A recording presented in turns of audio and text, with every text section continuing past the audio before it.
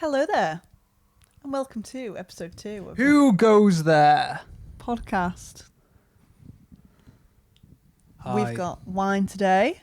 We've got wine. It's been a busy day for me anyway, today. Yeah, not for me. No? No. How are you anyways?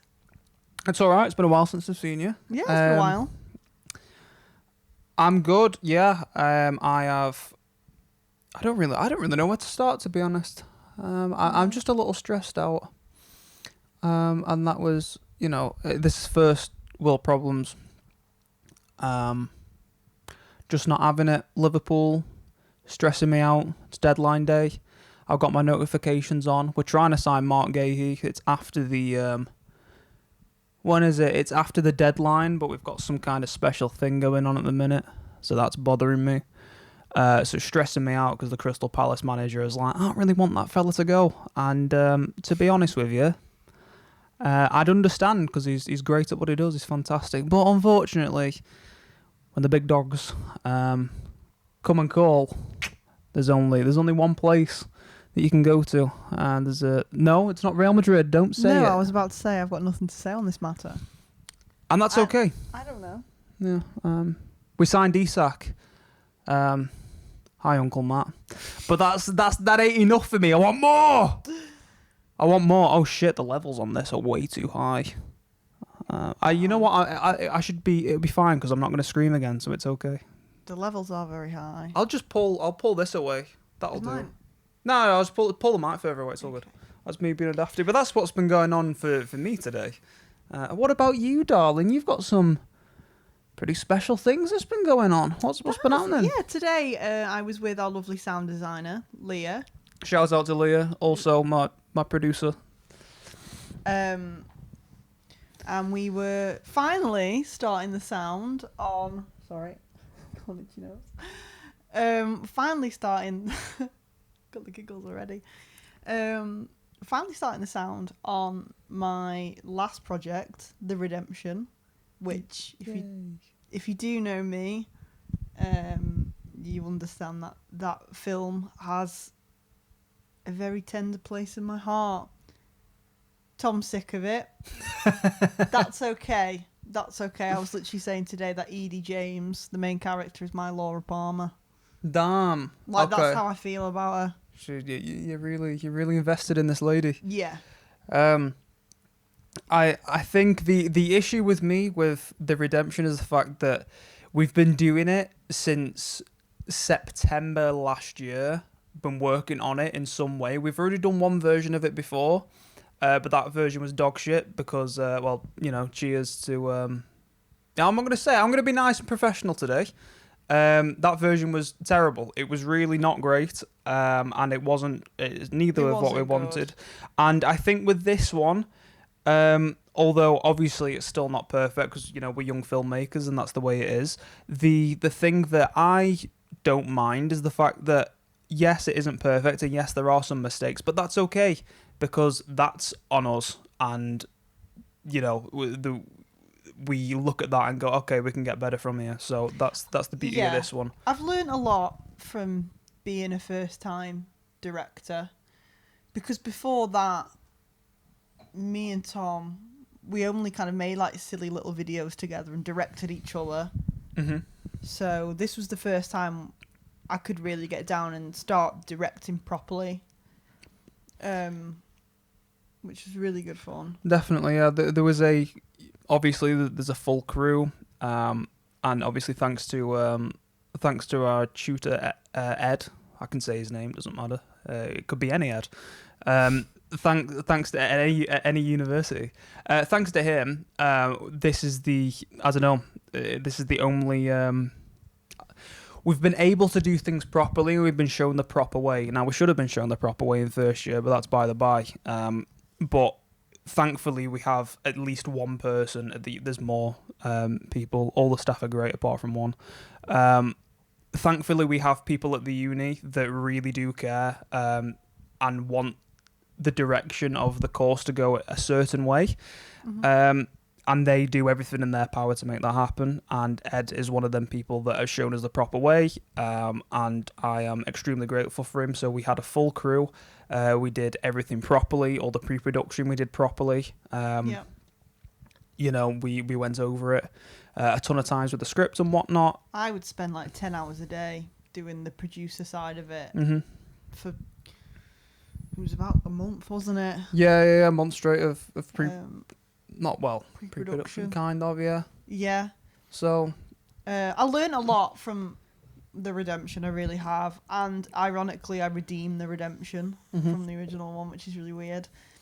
But I honestly cannot wait to release it. It's looking really good now. It's just a bit of the grading needs to have a look at, and the sound, which we've got onto now.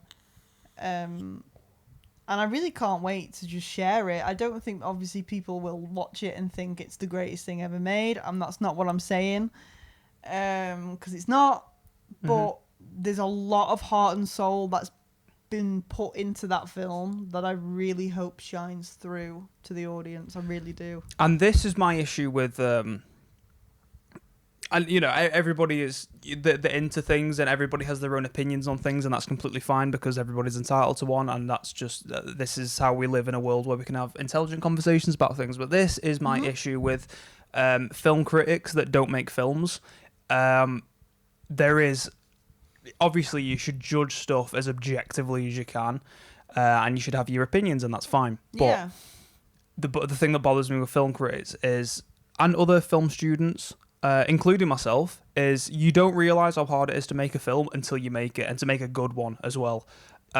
It's so difficult. It's really, really difficult. So when I see films that are like fucking, I don't know, 60% on Rotten Tomatoes and shit, it's like, no, that's a good film, because the amount of time and effort that have gone into these things is crazy. So to make a great film is something that I don't think I will ever, like an all-time great, is something that I'll never experience. No. But the respect that I have for other filmmakers is absolutely immeasurable, especially the ones that can make stuff that are that's really, really good. And not just directors, it extends to the entirety of the crew, because without one person, things can't come together. 100%. Do you know what I mean? So Especially on that set. Especially on that set, yeah. Everyone was important. The thing was, I think what we learned from the first one to the second one is getting the right crew is so important.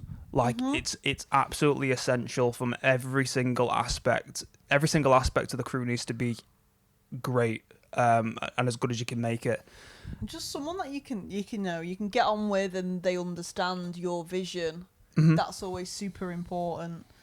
And I think just to get on as well. Yeah, do you know what I mean? 100%. We all got on so well. Which is nice, like... Apart from me and you. Which is really ironic. As first ever domestic was in front of people, that was great. There was a disagreement with the... So basically, another thing that we should have learned and factored in is things going wrong. And no matter how many times in the day, in the days before things have gone perfect, and you're all in the same location... you've got to factor in things going wrong, and I don't think neither of us did, because on that final day when everything had been going so swimmingly, the lights, so we essentially, for those that don't know, we filmed in a church that had been reconstructed into something that musical theatre students use now, and basically from there, what happened was they have a whole lighting rig above. So for me, I was like, oh my God, that's perfect. We've got like a whole like stage lighting rig. Perfect. We can just use that. And that's what we did use. So the last shots are lit in a way that I'm super happy with. But the first shots, we shot it backwards, essentially, the film. Like completely backwards. Completely backwards. Sorry, guys. Sorry. My fault. Essentially, yeah, like it was an absolute nightmare because the lights went all wrong. We were dead lucky though for that first day, because we actually got a technician in, and to be honest, if the lights were going to go wrong on the scene that it went wrong versus the scene it didn't go wrong, if it was the other way round, the film would have been completely destroyed. Yeah, totally. So yeah, absolutely.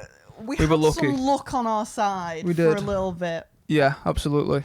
So, you know, it is what it is. The lighting in the opening scene, I despise and I hate it. There's It's not what I wanted. no, it's I kept telling you what I wanted. what did you want? I'm not started. No, what did you want? I just want it to look really sterile and clinical and weird, and then throughout the film it would turn into yellow. Yeah, but we couldn't do that with no lights essentially. Yeah, but I just wanted to blast like white lights on the wall and just make it look a bit Clean. But that's okay. Like, I actually quite like it. I think the blue looks really nice because it contrasts with the yellow when it turns into the King in Yellow. Because the Redemption's based on the King in Yellow stories by R.W. Chambers, very loosely. Elaborate. So the King in Yellow, all you True Detective fans are probably familiar with the King in Yellow. Carcosa. It is referenced. So basically, The King in Yellow is an anthology book full of stories, and the first 4, I believe, are part of The King in Yellow, but the rest are just other short stories that Chambers wrote. But it's about a play called The King in Yellow, which either you read or watch, and then you kind of go into a descent into madness. And the entity, the King in Yellow, follows you around, and that's what it's based on. Mm-hmm. So the name The King in Yellow is not used once in the film, The Redemption. It's all imagery, but if you're a big fan of Chambers or Lovecraft, because he also took The King in Yellow, or True Detective, you'll probably notice a lot of it, like the word Carcosa. I do use that word. It's on the script. It's called Carcosa Playhouse, because she is an actress in my film. Because obviously it's a cursed script. And I mean, yeah, it would be good to actually get into, for people that don't know, what the film is, obviously without spoiling it. That would be a good start. We should have prefaced this whole conversation it's with weird that. because I feel like We're just talking to his friends. So yeah, it's well, like, actually not. So The King already in know. Yellow is big influence on The Redemption. It is based on The King in Yellow, but The Redemption is a film. It's only a short about a very nasty, bitchy, arrogant theatre actress, my favourite type of character, who gets her hands on a script called The Redemption. And it's very, very old. And she unleashes something which is a curse, basically. It's a curse she script. brings something home. And when I go into the whole themes of symbolism and all that nonsense, I could go on forever about what I think the script is, but I think it's entirely up to the audience, because on the surface it's a ghost story, but if you go into it a lot deeper and you really do think about it, maybe The Redemption is a much more complex story. But to be honest, I'm going to do a David Lynch, and I just want people to watch it and kind of figure out for themselves what it's about. Because I really don't mind. I love everyone's interpretations of it, because I've heard multiple interpretations and all of them are kind of what I wanted. Some of them are dead on the nose of what I wanted, but it really doesn't matter. However you feel about that film is, if you just think it's a ghost story, then it's a ghost story. If you think it's something completely different and a lot deeper and way more complex, then I've done my job. Happy days. Either way, if it's simple or not, I've done my job. I've invoked a feeling into the audience, and that's all I care about. That's it. Yeah, I think in future, because recently it was only last night that we were talking about our next collective one. Obviously, we've got our final year films to be doing too and getting on with, which we'll get into in a bit. There's also a lot of there's another cool idea that you had last night that we were kind of working on and riffing on and whatnot, and I think that is a much more simple idea, which is where we kind of got a couple of things wrong with The Redemption. For example, I think in some of the aspects of the story, it was maybe a little too complicated sometimes, and Yeah. especially for a 10-minute short film. It should have been a feature length, but that's obviously impossible. But yeah, There's enough meat in the story to properly drag things out and pace things correctly.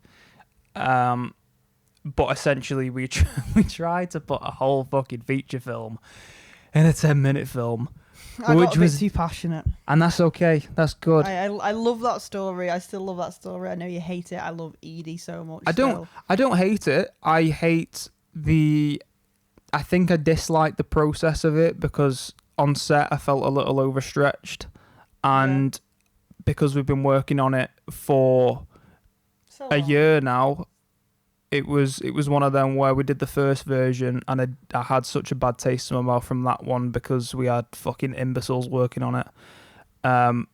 Compared to where we're at now with this one, it's just like as much as I like this one, it's hard for me to separate it from the eventual set environment on the second one, and then also the which is entirely down to me and the way that I was feeling about things. And then obviously the first one too. So it's like when you work at something consistently for a year straight that you're not necessarily... I wasn't happy with the first one. And I don't think I don't think anybody's happy with anything that they make, especially as somebody that's creative. I don't think it's wild to say that as a creative person you'll never be entirely happy with something you make. And I think the reason why we still create is out of insecurity, because we want to find that one thing that we're proud of. And I think I'm not insecure. oh, that's fine, that's good. I just think I just want to make cool stuff. I'm at least I'm insecure when it comes to my creativity. No matter what, I don't think that anything that I've done is good enough.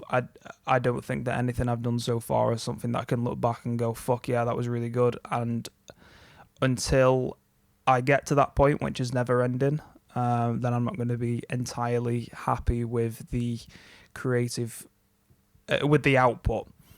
I think in the meantime, it's important to make sure that you form an environment that is great to be around. And I think the crew helps a lot with that. And as long as you can enjoy the process, then you will feel better about the result. And I don't think I've enjoyed the process. Not just these, and this is my own personal, the way I've been.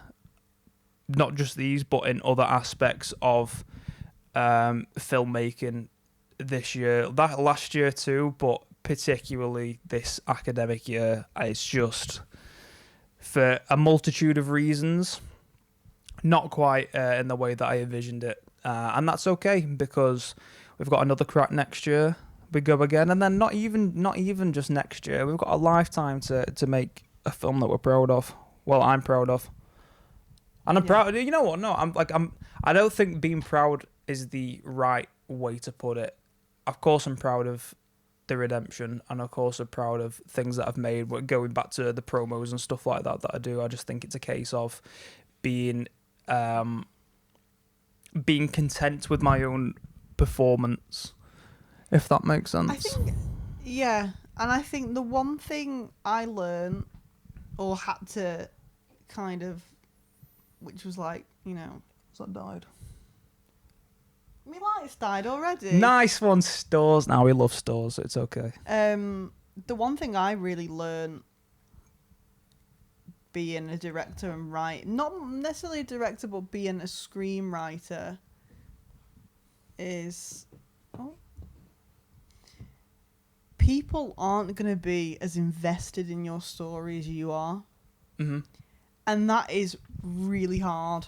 I find that is one of the most difficult things about doing it when you're actually producing it, which is so fun and stuff. But I look around and I'm just thinking, none of you care as much as I do about this story at all. And I find it so infuriating. But there's one thing you've just got to get over and understand. Yeah, because you can't ever expect somebody to be like, oh yeah, like in on the idea unless as you're much the as you audience who are there and excited for it. Yeah, like your crew do not care about that film half as much as you do. it's not just the process of the film; it's the actual story Yeah. itself. It's And the thing- that's not a nobody bad cares. that's not a bad thing either, because it's like, of course you're not going to. Yeah. Like that, it would be silly to believe that, you know, other people that you bring it in are going to have the same amount of passion for something as you do, because you're the one that is behind it. Do you know what I mean? So you're right. Once you get that over your head, into your head, not over, into your head, then you're all right. And that's why you should never take anyone else's advice on your story, because you know it and you love it just as much as you do. They don't care. No, they don't So give a if fuck. they're trying to give you advice on your story and how it should be done, don't listen to them, because they do not care half as much as your story. And you need to just believe in yourself and what you're doing and the thing that you've created enough. Like, you really do. I've learned that. Yeah, totally, absolutely. So it's definitely been an interesting ride with this story. But we're nearly done with it now, and then it's on to the next, and we can take what we've learned now and apply it to the next one, the next ones, because we've got like 2/3 brewing and on the go. We shoot 2 at the same time, which is lovely. And then did we go there? No, I'll come back to tell a spooky story. So yeah, no, it's just fuck's sake. Just turn it off. Nah. I at least want summit. Do you know what I mean? Do you want me to get another one? Nah, it's fine. Wait, we've got another one? I got 4 because I'm good like that. You don't. You got 2. What? Yeah.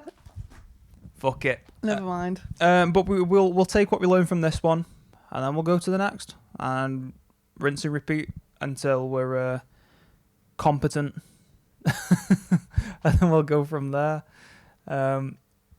So yeah, what's next?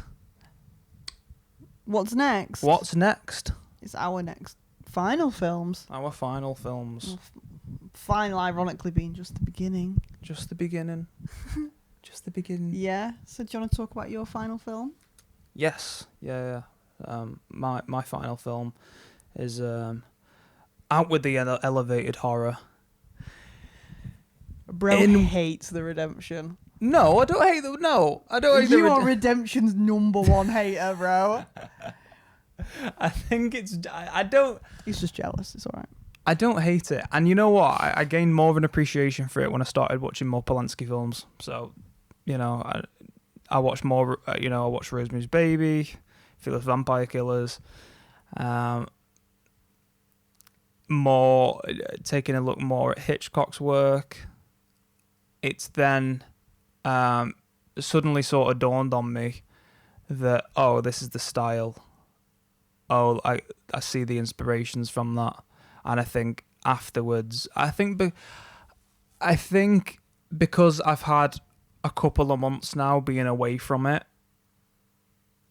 I have come back and began to appreciate it more.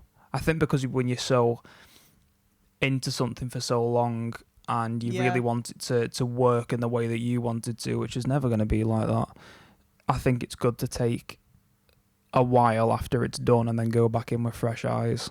And that process currently, now that we're doing the sound with Leah, is helping a lot, because I'm like, okay, cool. I've had a while away from it. I can really good. Of course it would be, because Leah's great. It sounds really good. You were thinking I was going to say something else. What are you going to say? It's not mixed by so it's great. It's fine. Well, I was just thinking about a line in the film. The closest... That one. No. The closest thing! Alright. I was like, oh, that was from the original. Honestly, I might even put some of my favourite quotes in this video, because I was watching it today without spoiling it, and there's a line where someone gets called a crazy bitch, and hearing it properly, it's Is it good? It's so good. Hell yeah. Right. Still a crazy bitch. It's so good. Like, I love it. I think the chemistry between the characters was really like come out now that I've like listened to the audio properly. which is weird. You'd have never realised how much audio changes a film. Yeah, no, I did this year, but thankfully we've got Leah, who's our you know what, the best compliment I can give to sound in film is if you don't fucking notice it. If you don't notice that something is absolutely Leah said the exact same thing today. If you don't notice that something's absolutely egregious and abhorrent, then great. Everything's sound, everything's fine. No pun intended. Yeah, everything's sound. Oh, damn, I'm so good. So good. So good. So good. So good. So, you know, coming back to Redemption with fresh eyes, it's made things a lot better. And that's kind of where I'm at with it. I think I just need to introduce you to some old-timey-wimey ghost stories. Mm-hmm. And I think you'll go, oh, do you remember that black and white film that we watched on Christmas Eve? And you were like, that was interesting. And we were like creasing at it. Called Whistle and I'll Come to You. It was shite. That's a huge inspiration for the Redemption. Oh. So it was an adaptation of M.R. James. And M.R. James, as you should know, is like the world's greatest ghost storyteller. Mm-hmm. He wrote all of the biggest tropes in ghost stories. It all comes from his mind.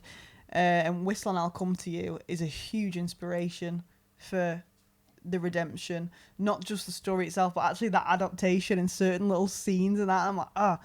And it's the idea of someone having an object that's been cursed and he brings something home with him. And I love that. And that's where it comes from. Get your fucking... Have you got your... Oh, no. Your phone's over there. I was going to say, you can just riff off anyway about the main inspirations for it. Yeah. Yeah. Hit me with the inspirations, brother. Without giving anything away, Don't Look Now. Daphne du Maurier. Huge inspiration.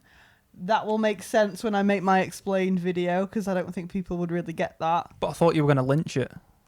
Lynch in it. No, don't lynch it. No! David Lynch. I didn't mean it like that. There's so many different inspirations. Yeah, Mulholland Drive is a huge one for me. Mm-hmm.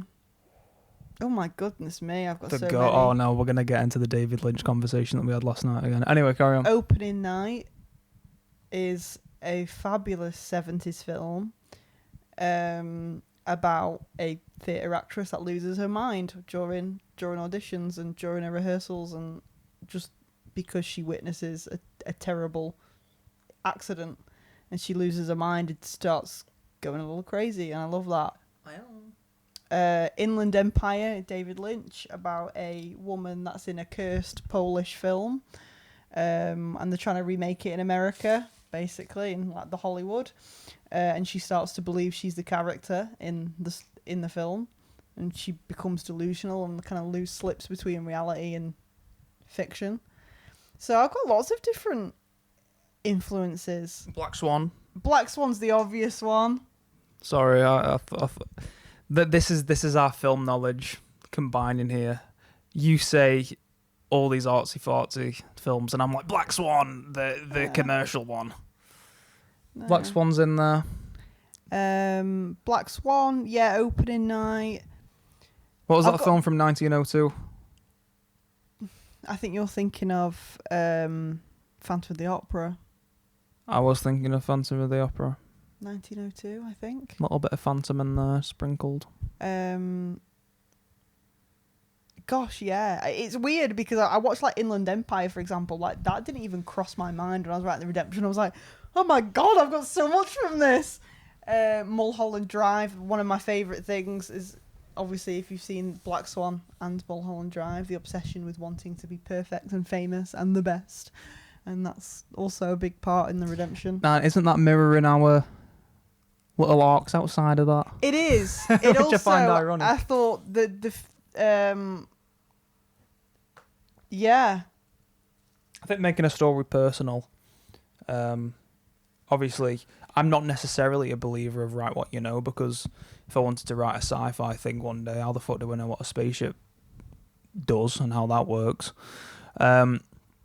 But there is some element of truth to it, I believe, and I just think that... Oh shit, that's gone off. Oh, give me a sec. I do believe that the it does have some truth, because if you can make it personal and it resonates with you, then perhaps it might resonate with somebody else. So that I think that was a big positive of the story, of obviously about the themes being what they were. I don't want to completely dive into it, but I think that resonated with me because, as I've just ranted about for the past 10 minutes, I don't know if you could guess, but I'm a little bit of a perfectionist with things. So that's, it's good that resonated. And I'm sure it'll resonate with a lot of people too. Yeah. There was a lot of things that were very personal to me in the Redemption, with just the themes of obsessing over something, of the idea of almost like screaming into a void because it's like, I can do this, I am good, and everyone around you doesn't believe you. Nobody trusts you what you do. Nobody trusts your process. That weirdly reflected during the production of The Redemption, which is really ironic. But that idea of not being trusted into doing something that you love so much, or being the best you can be when you really feel like you can be, is definitely a huge theme in The Redemption. For sure. And I think a lot of creative people can understand that. Mm-hmm. Definitely. And yeah, it brings us on to how we can apply that to the next one. Mm-hmm. How we can do that. Which is why I'm going with more things that I personally like. Our version of horror are two different things. Jackie Chan box set, you know what I'm saying? Yeah, Jackie Chan box set. That's my type of films. I like, not to say that elevated horror and films that make you think aren't fun, because of course they are, or else we wouldn't watch them and they wouldn't be as popular as what they are. But for me, I love a film where a big fucking mass dude comes along and just murders people. I just love it. Mm-hmm. I just love it. There's nothing better. It's just tried and tested formula, which I love. Doesn't get old, doesn't get tiring. Mm-mm. There's so many creative ways in order to do things differently. And yeah, that was a loud gulp. I was thinking that. I am so sorry if that went through.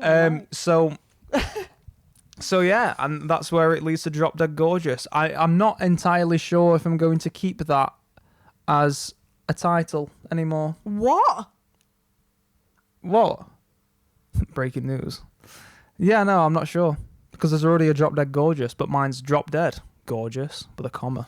Yeah, but it's a completely different... Yeah, but you got to think of search results and shit like that. Yeah, but that film's barely famous. It's not famous at all. Have Who's you in seen it? Drop Dead Gorgeous? Kirsten Dunst, I think. I don't know. It'll be up here. I don't know. I'm very tempted to. I don't think it's a very famous film at all. I know, but it's gonna get fucking more views than mine, isn't it? So you got to think it's been out for years too. And I'm sure there's many films. There'll be a Drop the Dead same. Gorgeous stan out there that'll be like, "Oh my god, you gotta call it Drop Dead Gorgeous." So I'm not entirely sure about the title anymore. I know I was speaking to an actor and he was like, "You've got to keep that title." And I agree. I don't know. It's kind of up in the air for me at the minute. I do want some tongue in cheek, but we shall see. Not entirely sure just yet about what I'm going to do with it. But essentially, the film is about a woman that wakes up in a underground sort of surgical kill room / clinic, and meets a surgeon, which is a little bit like Hannibal Lecter.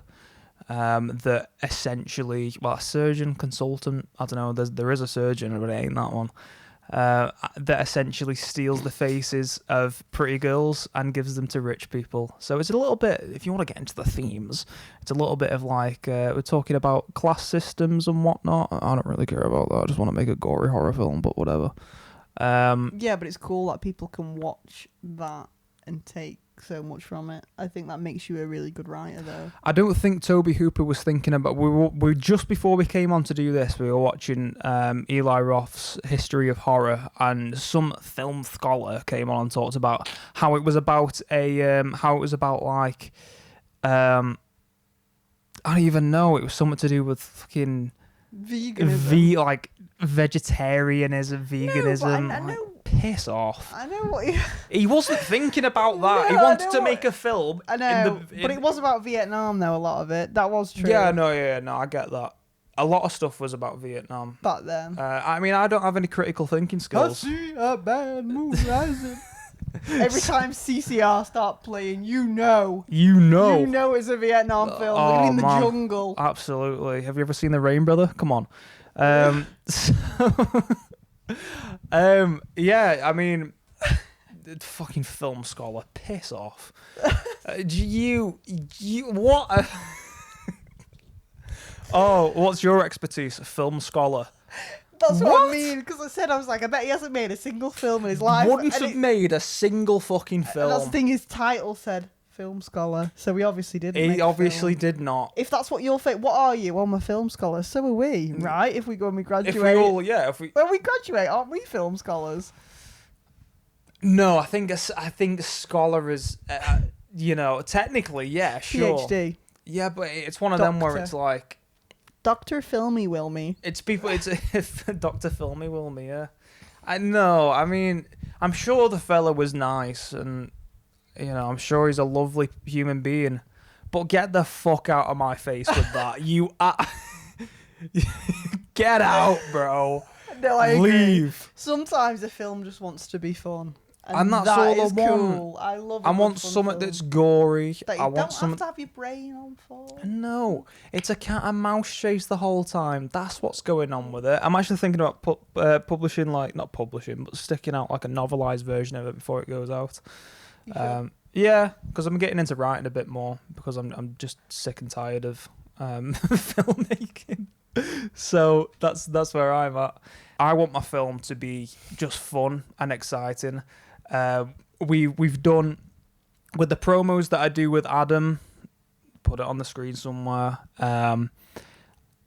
It's essentially one of those, but with just a narrative structure and a buttload more money. Why did I say buttload when I've been swearing all over the gaff? I know. So No grace. No grace. decorum. I found out that Hannah means grace yesterday, which I found hilarious. So grace. So hand grace, yeah, grace. Grace. What were you thinking, Mum? Come on. Come on. Bloody hell, Jackie. Bloody hell, Jackie. It's alright, it's fine. So I'm going to. Luckily, so at the minute we're trying to sort out a location. Originally, what? You okay? Yeah. I wanted to originally sort out a location that I could build, and that was going to cost quite a bit of money. Originally, I wanted something that looked like the Saw room, but Can we have a ka-ching sound effect, man? the ka-ching sound. Ching, ching. Or you said it was expensive. But to be fair, I mean, I'm self-financing it, and I've got no money as it is, but I'm gonna put in as much as I can to make it the best it can be. I'm still trying to lock down, and he's been very busy recently because he's popped off on Instagram massively. I'm in talks with a fella who makes really cool masks, who does a lot of special effects, or can do special effects, and I'm trying to get him locked down because he's so fucking talented and he's so good at what he does. I am so lucky I bagged that mask when I did. Oh, dude, it's so sick. Yeah. I was like, excuse me, sir. Please. That That one. So, we've got somebody to lock down, but all the money is going to go on special effects. I put the majority. I did originally want to put a lot of it into the location, but thankfully, my wonderful lead, I've been talking to her, and she has a wonderful place that we could potentially use. I am 99.9% sorted with the location. I just need that one message, which looks like it's very much in the right direction, the first place to go. Yep. Amazing. And then we're in, we're sorted. And all I need to do is go in the week before and just start decorating it a little bit with a couple of things here and there. And we will be sorted.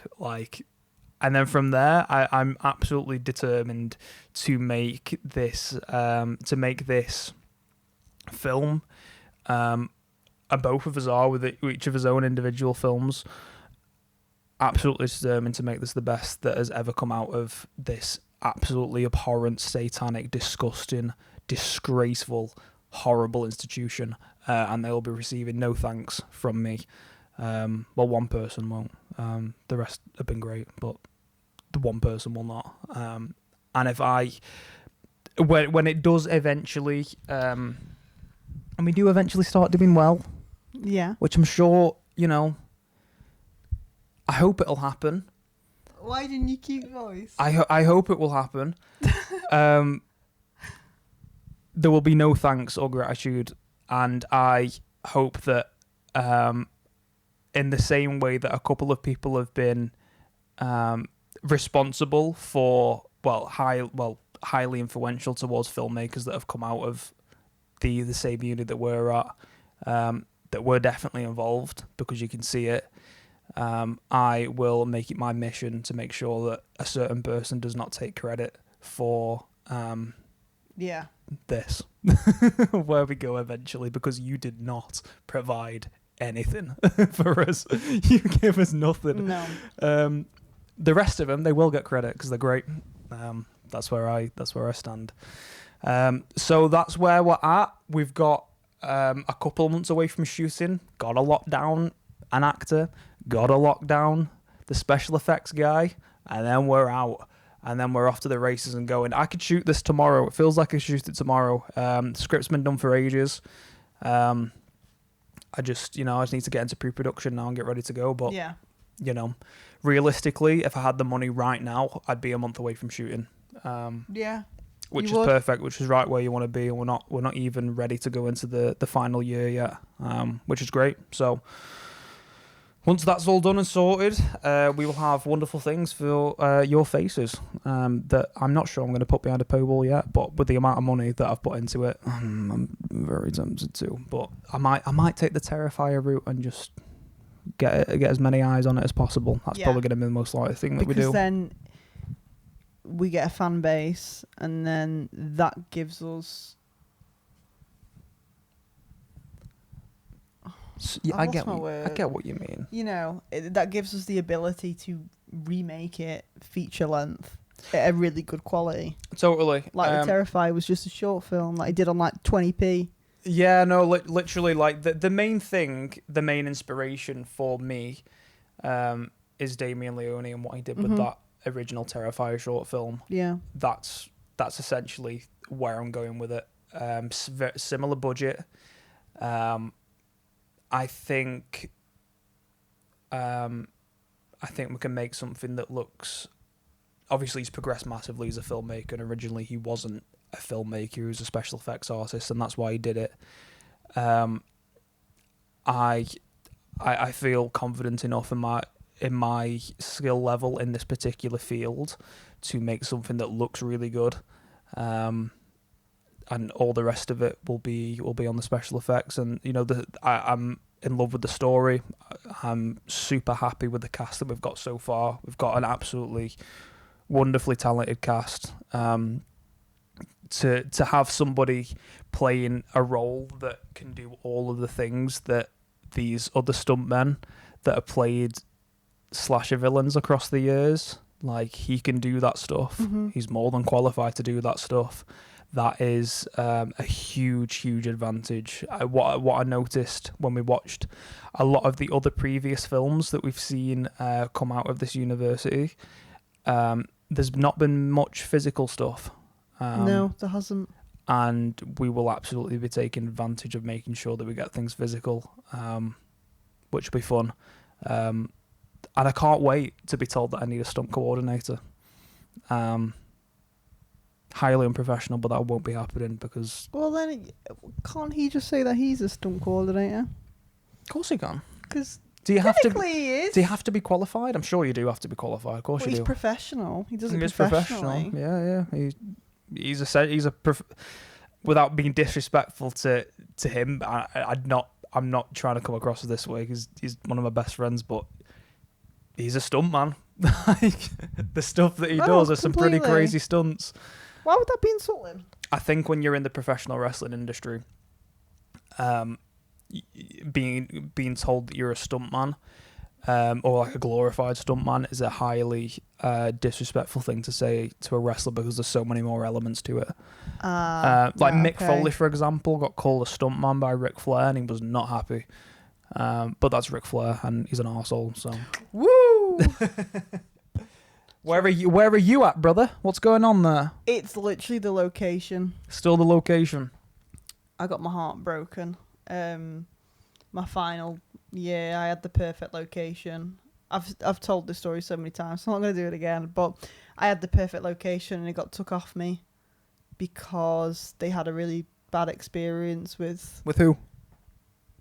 film students. Oh, where? What's the area that we're in? Oh, the same area that the location is. Who are those film? Who do you reckon the film students could have been? I don't know. Like, who would it have been? Because it would literally happen that weekend. But they say no, which is really sad because it was the perfect location. But we adapt. But we adapt and overcome, and that's okay. So I'm not going to get too upset about it. I've got lots of time, but I've done the script. I'm doing the storyboard. Where is that storyboard? But storyboard It's over there, I think. book. Storyboard book. Yeah. Yeah, I don't know. Oh gosh, I'm going to be up all night now thinking where that is. I'm not sure. Is it in the? It's in the Phantom of the Opera bag. Yes. Yeah, my story is based on Jane Mansfield and Anton LaVey and their relationship, and the hearsay which surrounds that. Obviously, it's not based on a true story because a lot of it is fictional. A lot of it was glorified. Wait. Oh, hang on. Did you do a James Mansfield video recently? I did. Go check it out. You should probably check that out, guys. Yeah, if you want to get a more understanding of my next film, check out that last video. It's a good one. You look wonderful. You look very Jane Mansfield. Thank you so much. Yeah, it's incredible. It's very Hammer horror. It's very Polanski. It's that proper nice. The way we've been talking about Polanski, it sounds like we would have signed that fucking document. We wouldn't. We would not sign that document. Let's just say that right now. I hope that motherfucker dies. We would not sign that document. But your films are really good. All your favourite filmmakers probably signed it. Check out the list. Oh, check out that list. Did. Oh my god, when I found out Harrison Ford signed that document, Harrison Ford loves him. Absolutely loves him. Who else signed that document? He was in one of his films. Ford. Don't. Tilda Swinton, she signed that. I was like, Obviously. no, Tilda, why? Obviously. I think she's a fan of Woody Allen as well. Oh, allegedly. Tilda, I don't know, I think. Oh god, who else signed that document? Who else is a wrong one? David Lynch. Guillermo del Toro. Oh, no. Aronofsky. No. Jim Jarmusch. No, he didn't. I think he did, you know. No, he fucking did not. He did not. I think he did. I'm getting my phone out right now. Jim Jarmusch did not. No! Piss off. We're not talking about Liverpool on this podcast. Mark Gahey set to stay at Crystal Palace. Ugh. Anyway, right. Give me a sec. Hold on a minute, brother. It's not a good list. It's like all your favourite people that you watch probably signed it. He didn't. That's good. He didn't. Celebs who have publicly defended Roman Polanski. Let's have a look before we get into the other stuff with the film. I just want to sidetrack real quick. That's okay. Woody Typical Allen. man. Woody Allen? I can't believe Woody Allen signed it. Number one. Right, okay, let's have a look at other people that are... Oh, Jonathan Demme. Silence of the Lambs. Fuck. Whoopi Goldberg. Who'd have thought? Terry Gilliam. Oh no. Yeah. Yeah, Del Toro, Monica Bellucci. Let's have Michael Mann. Get out my no. David Lynch, Aronofsky, Tilda. Let's have a look at more people. It's horrible, isn't it? Yeah, Adrian Brody. Who'd have thought? Can I ask? John Landis. Did Jack Nicholson sign it by any chance?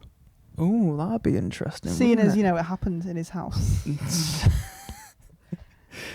I think that Scorsese, Meryl Streep, shock. I think a lot of people did not signed it and took it away after they realised. After they realised it was going to be public, you mean? Yeah. Not after they realised what he did. Of course they knew what he did. It was the fact that that list went public. That's when they took it back. Why would they? Was it just to go to like big Hollywood executives to be like, Yeah. oh no, please don't? Yeah. Oh man. Well, to the government. 'Cause To the he's government? not Oh, of allowed. course, He's not yeah, allowed yeah, he's in not- America. He'll be arrested. He's a fugitive. Disgusting. He ran away. He didn't go to court. He Yeah, it's ran. one of them. If he steps foot in there again, it's He's game a over. Innit? fugitive. He is one of most wanted men in America. Probably not. Probably is. Right, let's have a look.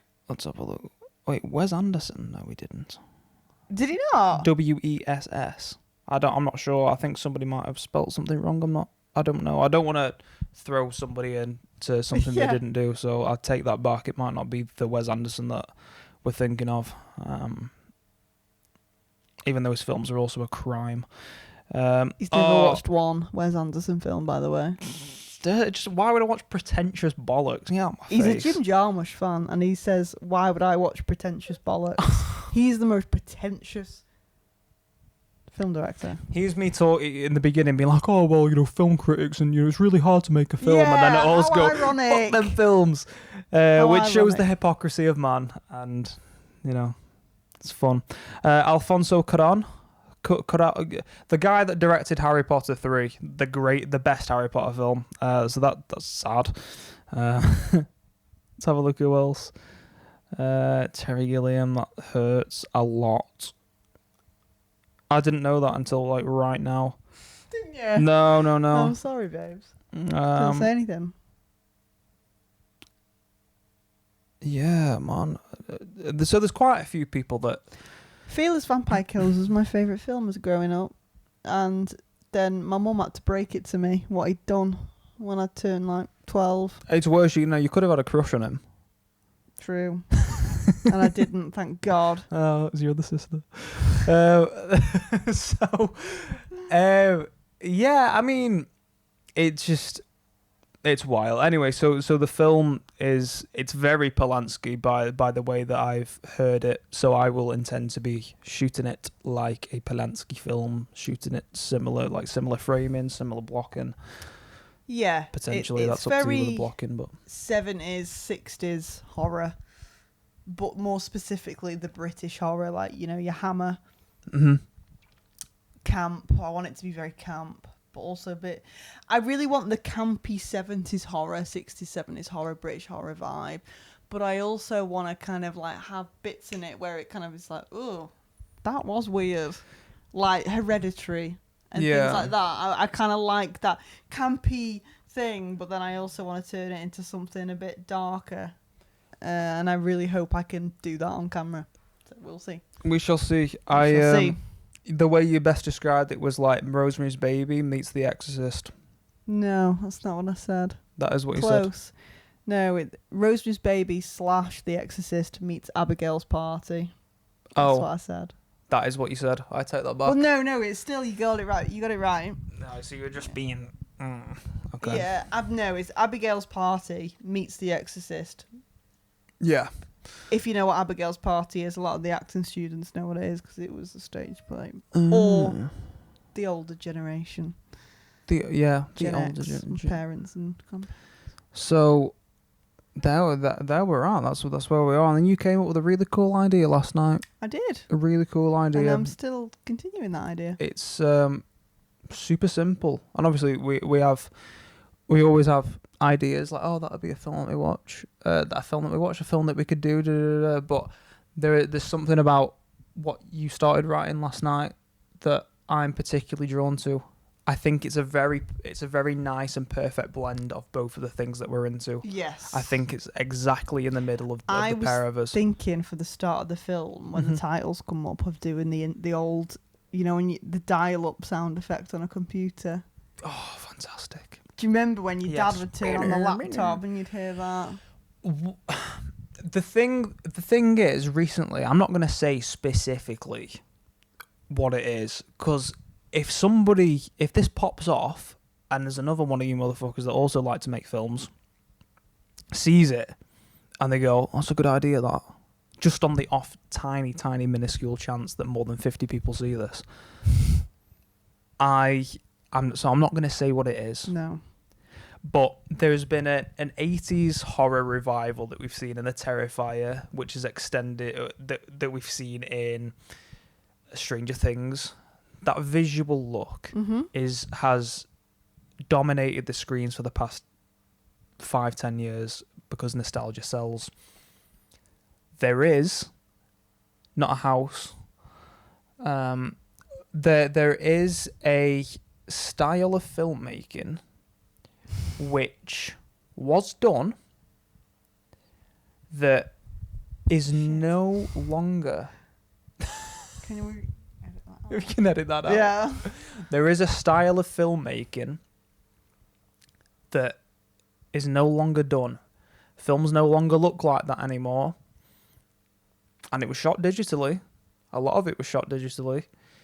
And that is something that I, myself, am going to look at trying to replicate. Do you have an example on top of your head? No. I do. I've got plenty, but I'm not going to say it because people will know. Because I have no clue what this film's going to look like. What? No, you said the period. So I'm going to Yeah. make it look like that period. Make it look nice, though. Yeah, it'll look nice. Okay. But I think I know what... it's where white balance goes out the window. Yeah. That's all I'll say. And you know what I mean. Like that film we watched at Jack's house. Which one? The one with the parents when they had that guy in the basement. Like that. No. No way. No way. What? No, that was such an ugly film. Exactly. No. It's No, not done it wasn't anymore. ugly. Why? Okay, right, fuck it, we'll open the can of worms. What is wrong with making a film look like Saw? What is wrong with making a film look like Texas Chainsaw Massacre 2003? Okay. That 2003 looks fine. Twilight. I'll say it. Twilight. Twilight looks fine. That's what I mean. No, but That's the style. that film specifically, I do not want my film to look like that. Okay, fine that it won't. But Thanks. that's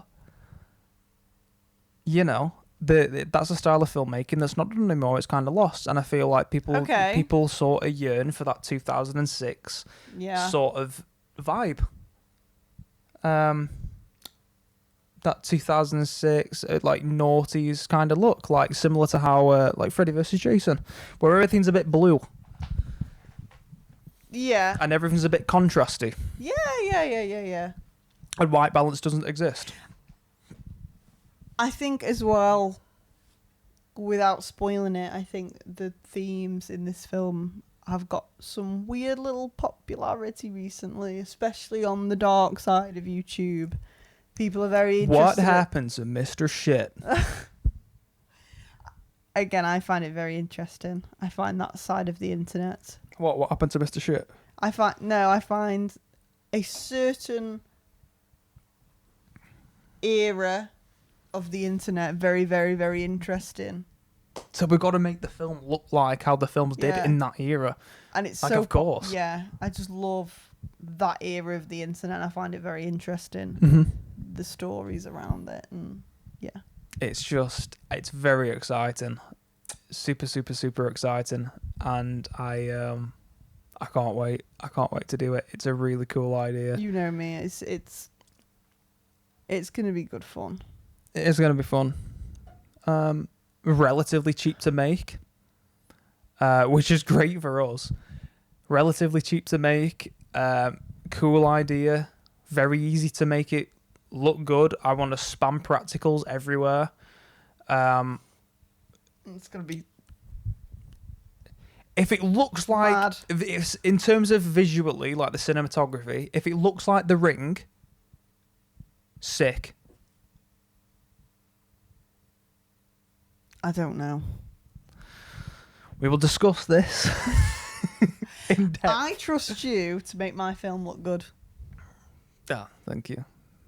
So I'm going to leave that to you. I'm surprised after the redemption. after we shot that first scene, the redemption looks great. The first scene doesn't. That's my opinion. I'm a domestic after this. I'm gonna get strangled. Yeah, in your wildest dreams, big boy. No, I think the redemption looks beautiful, actually. Certainly towards the end. The end is... I'm so proud of some of the shots and the So compositions. You can tell when you can tell when we really gave a fuck about the when we were not married to the shot list, but when we were when we thought about the compositions compared to when we didn't. Mm-hmm. And that purely being because technical issues and we had enough and whatnot. Yeah. We're back. I needed a wee. And we needed to refill. So there's that. Why did I announce that I needed a wee? When you actually didn't. We just needed to refill the wine. I just thought that'd be. It's like, oh well, it makes perfect sense. That'd be. That's exactly why there was a cut. Whatever. Dingus. Tommy, Darling. can I ask you a really weird question? Yes. It's not even a weird question. Yes, sweetheart. I've never asked this question. Oh God. Who's your favourite character that I've written? And it can be in Ooh. anything. It can be my scripts. It can be my old writings. It can be anything. Oh, perfect. Absolutely perfect. Favorite character that you've written? I like Dora. I like Dora a lot. Me too. We need to see Dora in a film. See, that's the thing. It's Dora is very... I would love to make a TV show, True Detective style. With Dora. I need to find it because I've got it on my hard drive at home, but I made a True Detective style trailer as if she was in a TV show character. That's sick. Yeah, no, I love Dora. Dora. She's very True Detective. You need to implement Dora into your I do. There was a lot of research.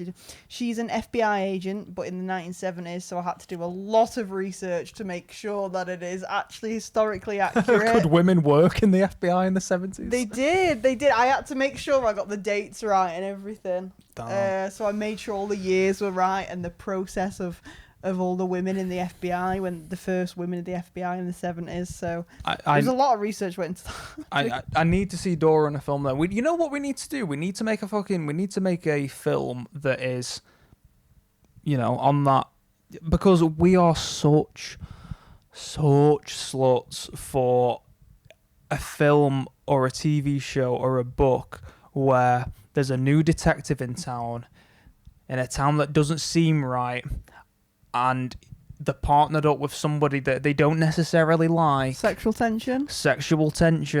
And they're in a diner every morning. True Detective.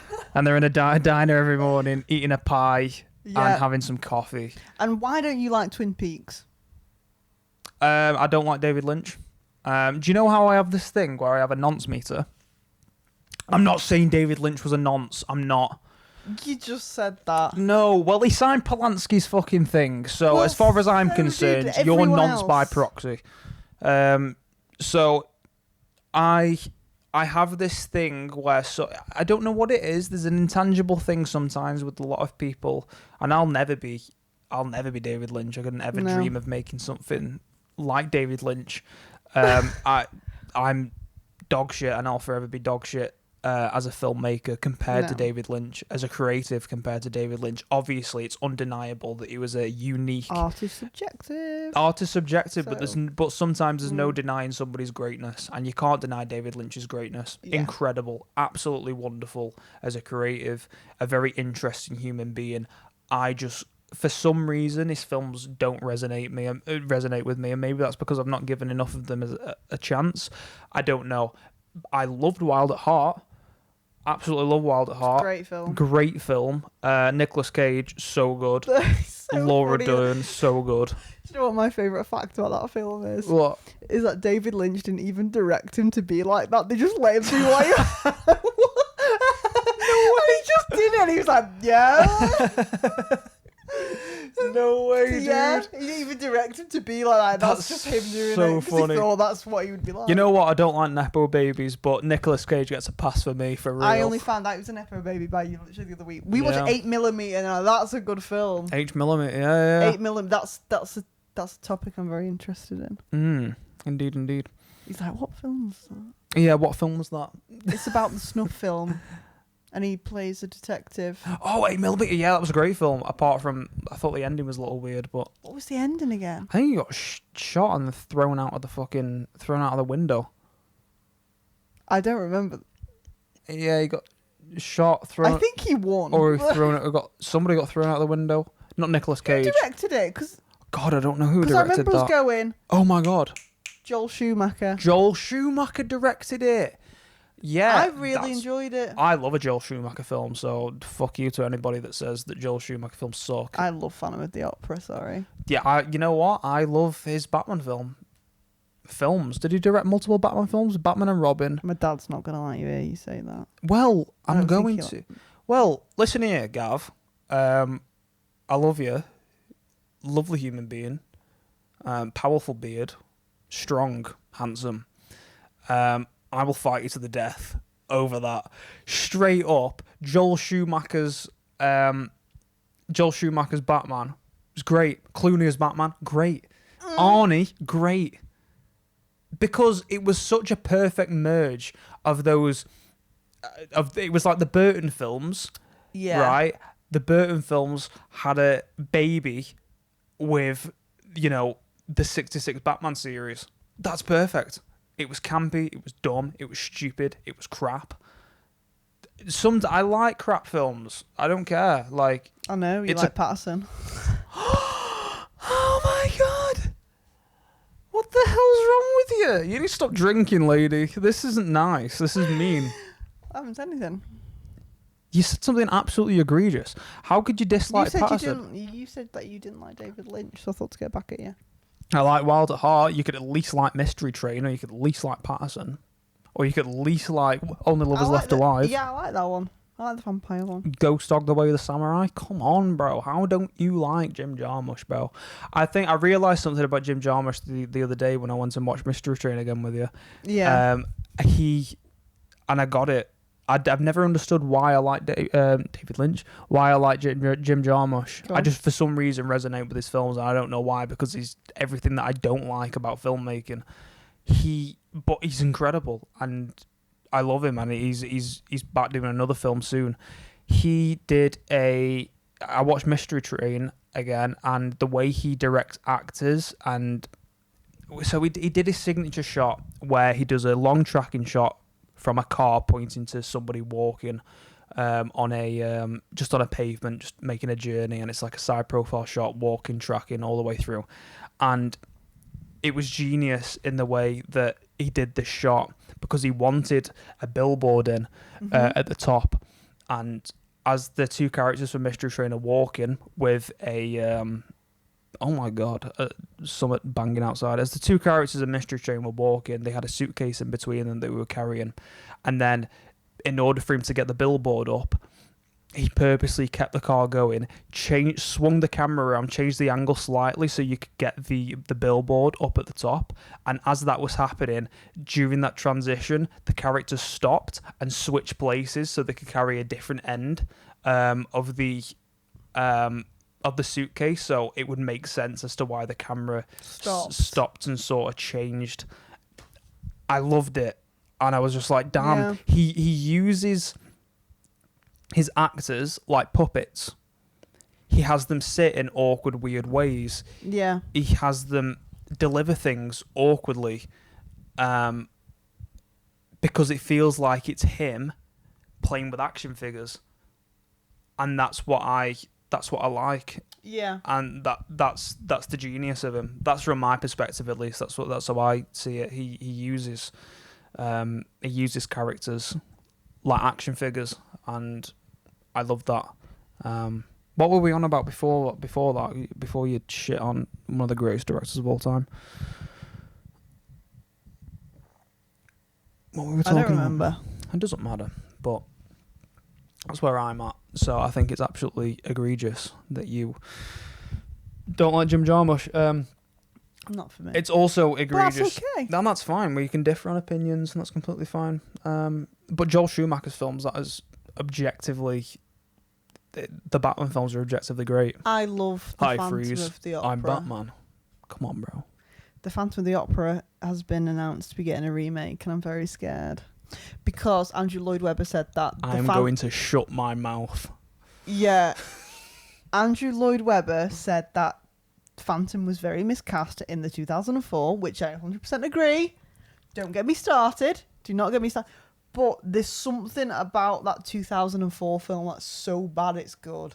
And I kind of like it, but it is due for a good remake. I don't like musicals. I'm not a musical person, but Phantom of the Opera is one of my like top 5 favourite things in the whole world. I love Phantom of the Opera. I think it's so much more than any other musical. I think it's... I love the story. It's just gothic and dark, and it's not often I love seen him. I love the Phantom. I think I love Christine. I love all the characters in it apart from Raoul. Oh, yes. I've The gained one bloke that looks a little bit like me. Patrick Wilson. Oh, I'm not saying Patrick Wilson looks like me, but we have the same hair length and shit. And Yeah, but Patrick he's also a handsome man. Wilson So as Raoul is great. I do love Raoul, but I hate Raoul at the same time. I've got a weird love-hate with Raoul.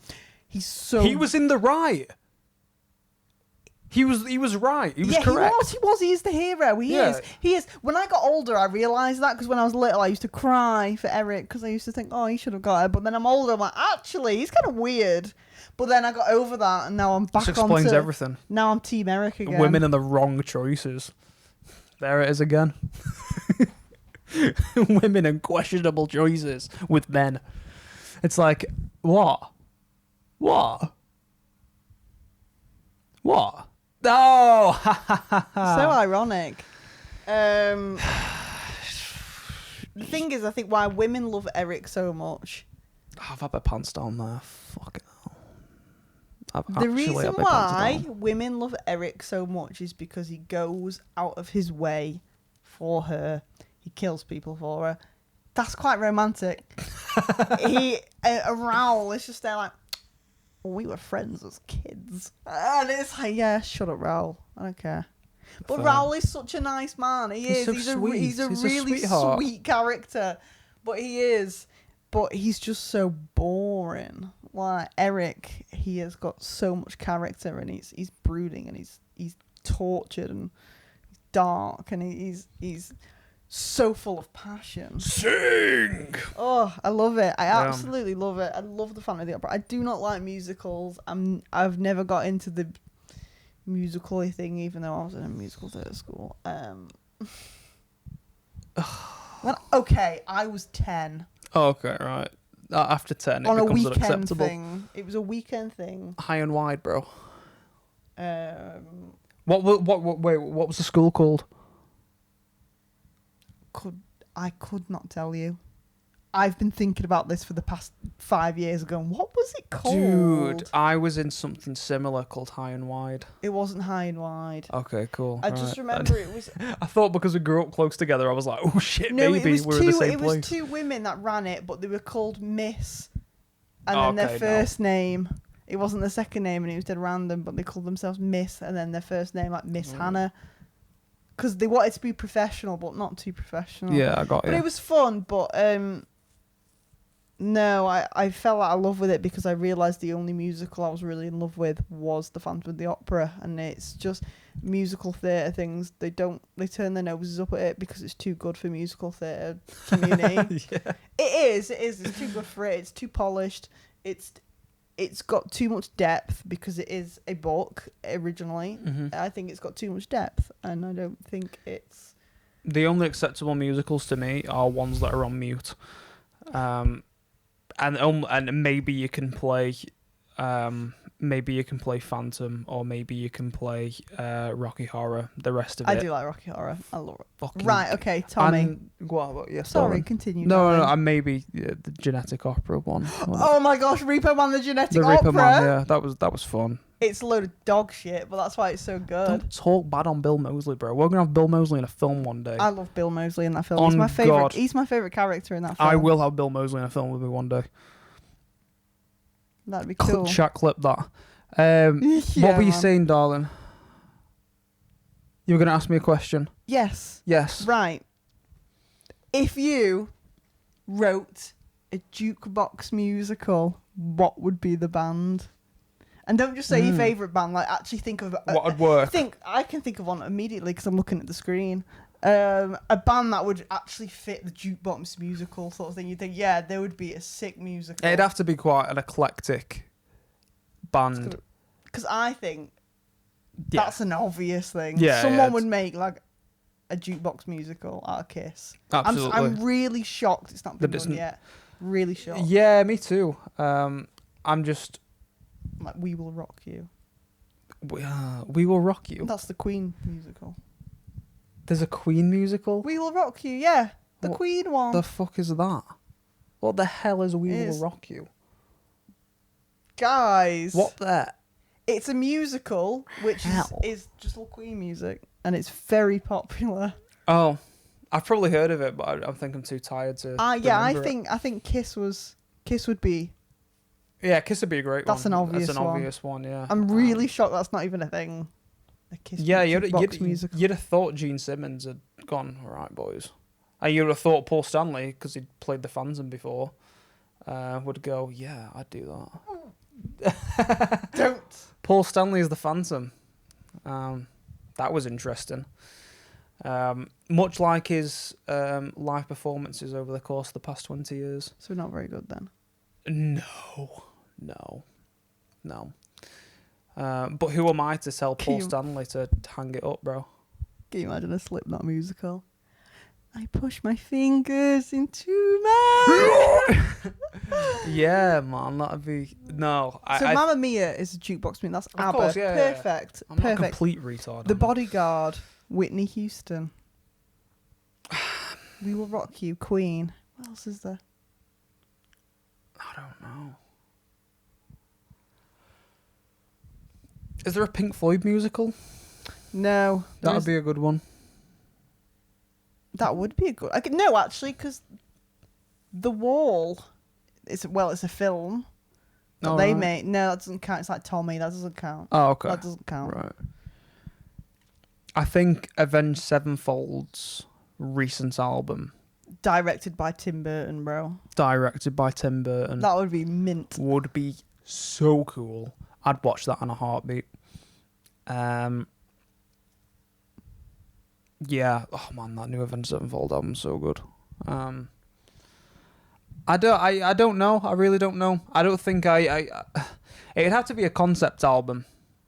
Do you know what I Yes. mean? It would have to Yes. be. And you'd visualize a concept album essentially. Maybe like a Queensryche album.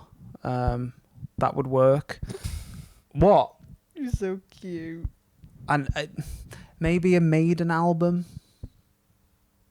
Maybe a Maiden album that might work. I think Ghost would be a good Oh, of musical. course. Oh yeah, yeah. I think it'd be Noi. so fun and gothy and camp, and it would be a good musical. It'd be like, what would the storyline be? A young prince of darkness who is a vampire Prince of fucking Darkness.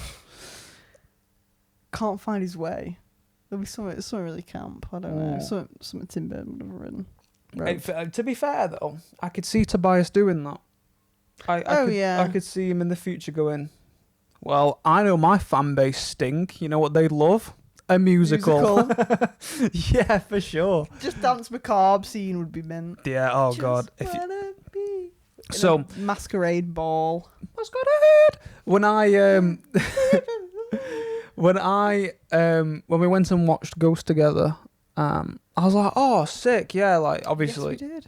Yeah, we did that. When we went and watched Ghost together, I was obviously in a massive Ghost phase leading up to it because I love Ghost, but even more so leading up to it and the new album and stuff like that. And I was like, oh man, yeah, I want to see more of Ghost on my feed. And then I accidentally stumbled into Ghost Twitter for all of a day I've heard it's before rough. I got the fuck out of there so quickly.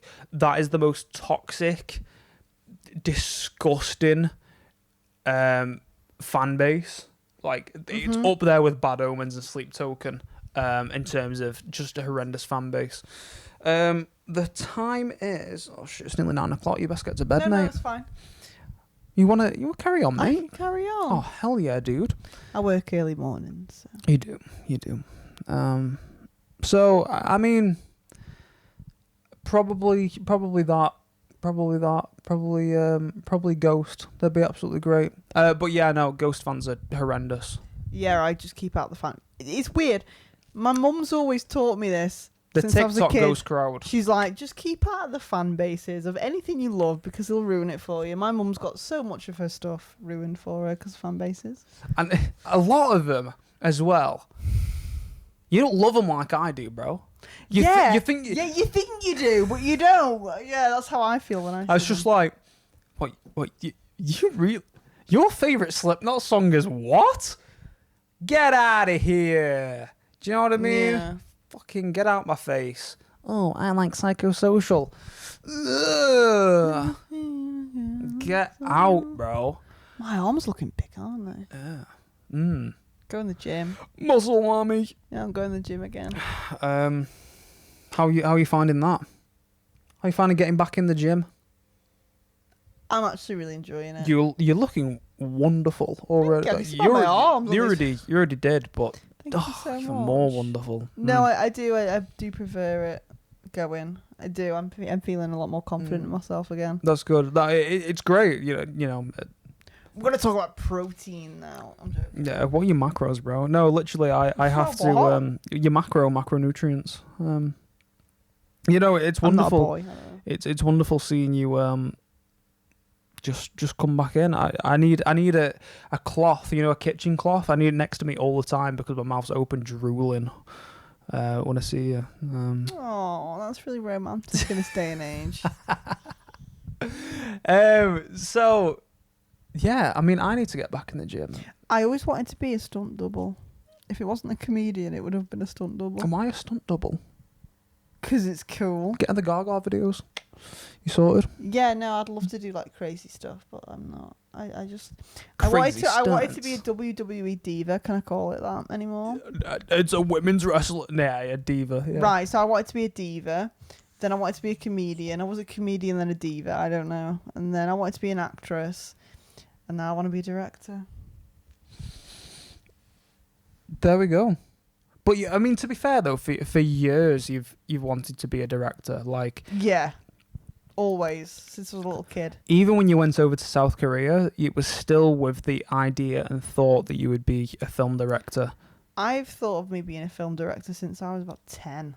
Me too. Because my dad had this little Nokia phone. I used to make films on it. Was it the silver one? It was like Yeah, My yeah. dad had one of them. And it was always the same storyline. It was some woman going into a haunted inn. And it was just some weird person like... A haunted inn. What? Because that was like you were near like barns and stuff. Yeah! Yeah, I mean, it makes There'd always sense. be a scene where she wakes up in the middle of the night and she's like... I mean that's perfect because you think even then you were thinking about what's around you and I can make it work. Inn. A haunted inn. Yeah, That's man. great.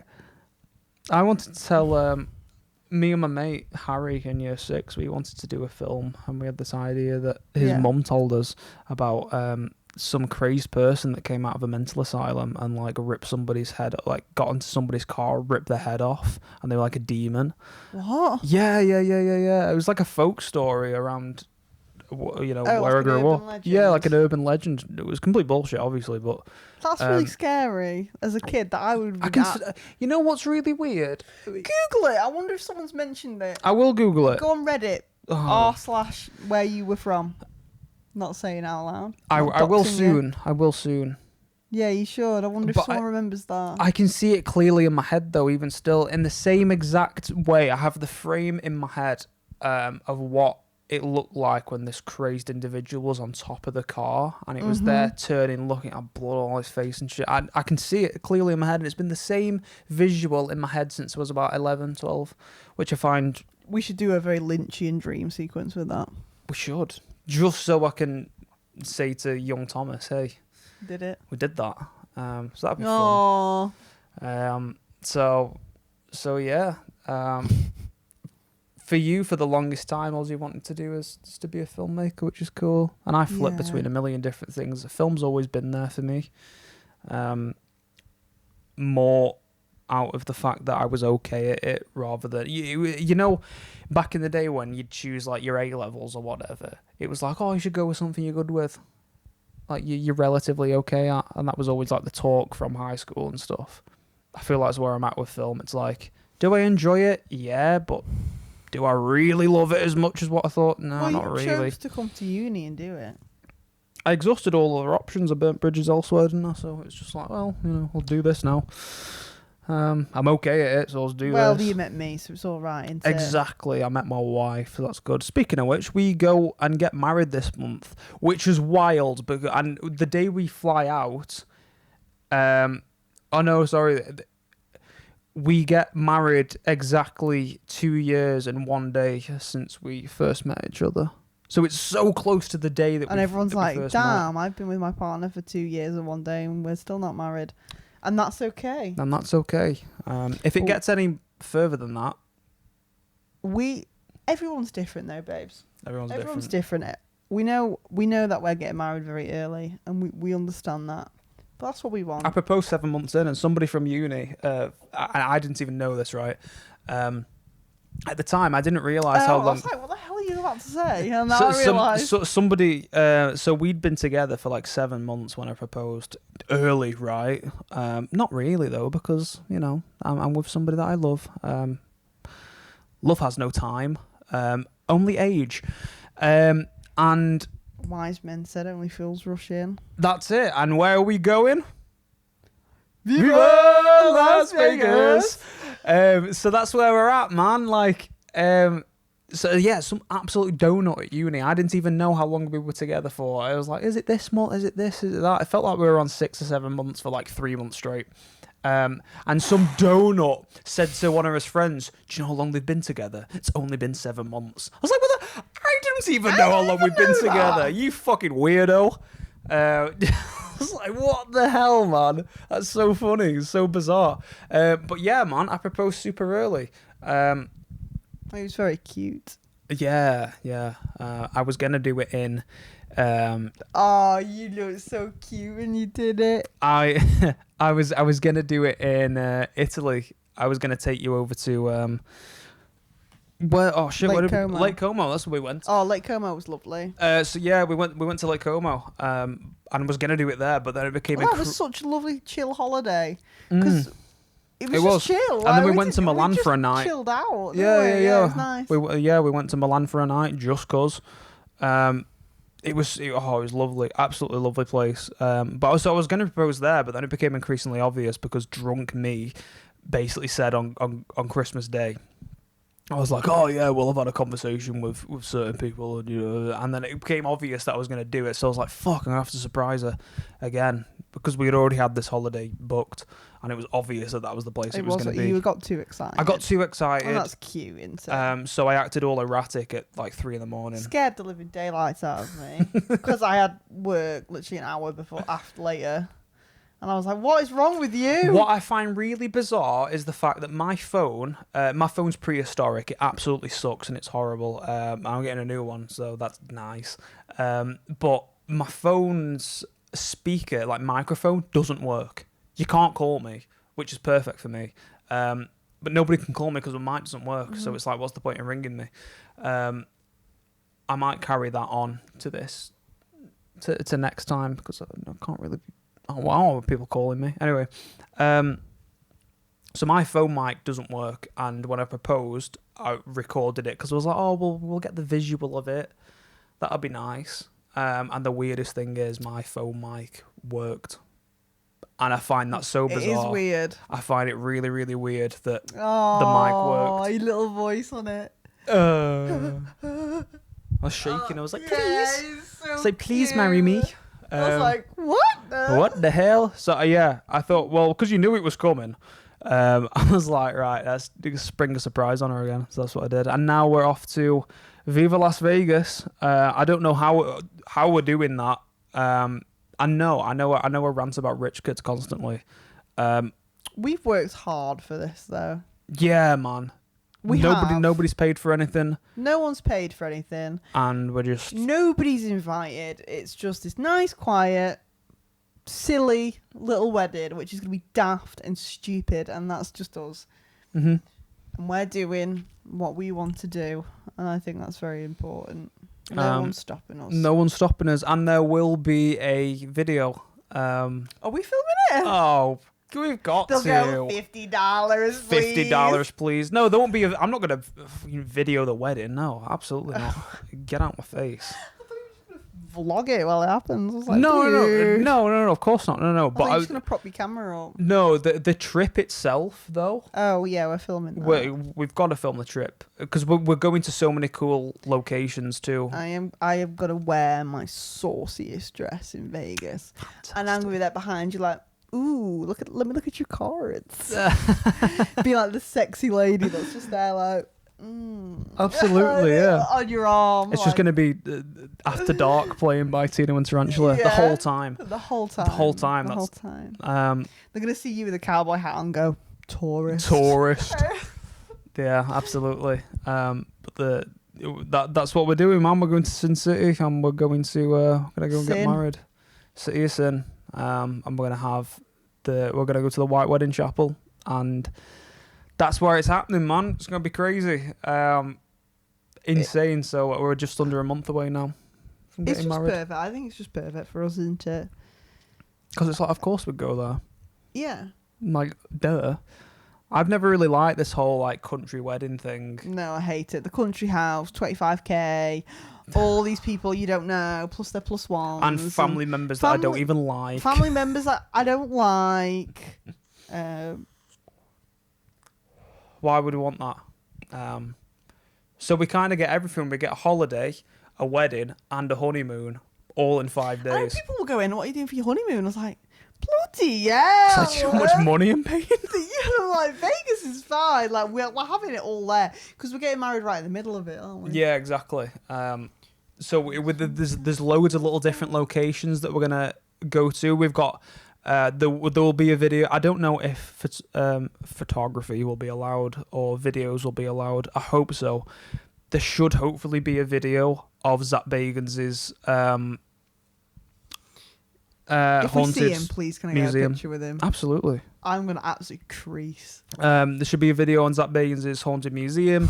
There should be a video on. I think it might all just be one collective video. I'm not sure. I don't know. I'm forcing you into the scare maze, aren't I? There's the new Universal Horror in Vegas. Yeah, we're going to there. We're going to go to Nightmare Toys. What we are missing, which is a shame, is that Netflix are making like their own theme park in Vegas, and we miss it by a month when it opens. Or, like, a couple dude. Yeah, they're doing like Stranger Things and stuff. Scare me. It's like kind Damn. of like a theme park, like an entertainment Mhm. center called like I want to say it's called Netflix World, but it's definitely not. It's got a smart Netflix name, but World. it's like Netflix World, and they're opening that first in Vegas, and I can Oh, imagine man. that's gonna be huge because it's like the new Disneyland. It will be Yeah. the new Disneyland. We're going to go to. It depends if Ibiza? Ibiza. I thought you just Take said a pill, Ibiza. I was like, No, what? we're gonna go and hopefully get a couple of tickets to go and see Motley Crue while we're out there because they're doing a residential. I can't go there dressed like bloody well Pam Anderson, bro. Of course you can. I'll go dressed as Tommy Lee. It'd be great. Sensitive. Why? Why? It'd be a great laugh. If Brittany Broski sees me, bro, she'll knock me out, and rightly so. Brittany, Not Brittany Broski, that's the comedian. yeah, she is a comedian. Brittany Furlan. Yeah. I'm thinking about Brittany Broski, the kombucha girl. No, we're on about they're on Furlan. about the lady Not that cheated. Broski. Yeah, no, Furlan. Yeah, the one, you know, the one that cheated on her husband and with a With a catfish, Ronnie catfish, Radke. With catfish, Ronnie Radke, and then Ronnie Radke was like, "This bitch is crazy, man." Like, so funny. That discourse Brittany, dude. Brittany, dude. Oh man, that makes me crease. That is one of my favourite That's things on the so internet. funny. That silly woman. Silly lady. But you know, a thing that we bonded over in the beginning, for us both was like, oh, this is gonna sound so cringe. I don't care. It was like, we were like, oh no, Pam and Tommy, they're cool, aren't they? I was named after Tommy Lee. We weren't even together, and I was going, oh my god, we're like Pam and Tommy, and you were like, yeah, yeah. When we like go on us. the boat, sis. What do you? Not the boat. We were like, oh my god, we're like Pam and Tommy, and we even put our profile, like our pictures on our contact photos as Pam and Tommy. And we weren't even together, and we were just friends. We were just friends. Yeah. Oh yeah, that old chestnut. I mean, it was there was a pull that I felt that obviously I was correct and I was right with it, because here we are now. Look at what we're doing. Look at where we're going. We're going to we're getting married in Vegas in like I'm shit. Very soon, and it's like, well, of course, like, of course we would do that. I was in the beginning when we first, you know, when first initial contact was made. You say it like I'm an alien. We were we'd known each other for like a year, just through first year at uni, and then I went home because I was sick of uni. We knew of each other, didn't we? And then like We'd sometimes spoke here and we there. were here and there because we had the same interests. So I'd be like, oh, what do you think about this? Mm-hmm. But it was never anything. We never had like a full convo. We did one time, but that was it. In person, yeah. And then we'd always say hi to each other. We'd always say hello in public, yeah. Because it was like we had this thing where it was like, yeah, you're cool. And it was one of them weird situations where we wouldn't. I remember every single tiny little interaction that we had. Me too. All the way through. I said, oh, do you remember that? Oh, do you remember that in Tesco? Do you remember when I saw you getting a meal deal? Yeah. You were in the meal deal aisle. I was, yeah. We were. Oh, there was. I know, yeah. There was another one where was the? I'm not going to say the location actually, but there was multiple times where we passed each other in the street. I walked past you of a certain shopping centre. Yes, yeah, totally. But you didn't acknowledge me then. No, I didn't. And I remember my heart really hurt. I'm not gonna say why that was silly. Yeah, no, I remember. You shouldn't feel like that. Yeah, no, I remember you didn't acknowledge me, and I remember walking all the way to work feeling really upset. Well, last time I got a who's that, so go figure. Well, when I said hello. Yeah. Oh. Yeah, I got a who's that. Oh, sorry. Yeah. That genuinely, in all seriousness, was not my intention. I was I just saying hello course, to someone on my course. I thought it was cool. And then. But it did hurt the second time. And then we went to. I went home at the end of that year, and then I was at Download, and 1 year, and then. And I knew who the secret band was. You knew the didn't, secret. and I couldn't tell you. I wasn't allowed to. Yeah, still liking my stories though. How dare you? Yeah, but I was liking your stories because. No, you were not. I don't think like you. You're a man. Shut up. Nah, I'm not having that. You're saving face. You know exactly what you were doing. And then all of a sudden, it was Right Here, Right Now by Ghost was out, and that's when we first started speaking. Yeah. And then within 3 days... He was in my bed. I'm joking. Sorry, Dad. Who's watching it? That's a joke. It's not, Gavin. I'm sorry. So, within 3 days of properly having conversations and being up all night speaking, I was... What? Jesus. I'm joking. You're not. What time were we talking about? 3 a.m.? I'm joking. God, I'm joking. you're not. So, within 3 days of speaking, I was like, right, that's me moving all the way back up. So I dropped everything at home and I moved my life all the way back up to where we are now. And we've not spent a day apart since. It's just been like this. It's bad because people see it as like, oh, it's a codependency thing. And yeah, but it's fine because it's healthy. So fuck you. Yeah, it's like... It's like, oh, sorry, I He's enjoy not gonna start to fight me because I'm going out with a friend for coffee. You're going out with Emily. That means I'm gonna kill myself. You don't love me anymore. You don't love me anymore. No, so Yeah. We have our own independence, and we know that we can do our own thing. So we don't feel like we can't do it. So there's no problem. It's just we spend every day together. We've not looked back, and it's been perfect. And when you know, and that's how Aww. within Romantic, aren't you? Oh, I try. And then within a couple of months, romantic one, you are. Jeez, did you see Simon Bird's in that fucking Star Wars film? Feisty one, yeah. Feisty one, you are. Anyway, and yeah, now and you know, within a couple of months, I proposed, and then yeah, I'm getting married now. So that's going to be fun. There's going to be a lot of content. Of What, in the hidden folder? You need to stop drinking, brother. You need to stop drinking. It's true though. God, I know I'm in for it once we turn this camera off. We'll cut this bit out. We'll put this bit on the Instagram. I'm not putting it online because my dad will comment on it and go, huh? What does that mean? What does that mean? So yeah, man, like I'm very, very happy, very grateful that everything kind of worked out as it did. It did. And I'd do it all again. And with someone else? No, yes. I'm joking. I love you. I love you. Best Mate. And on that note, fellas, we'll call it a day. Yeah, just because he wants to get his... See ya!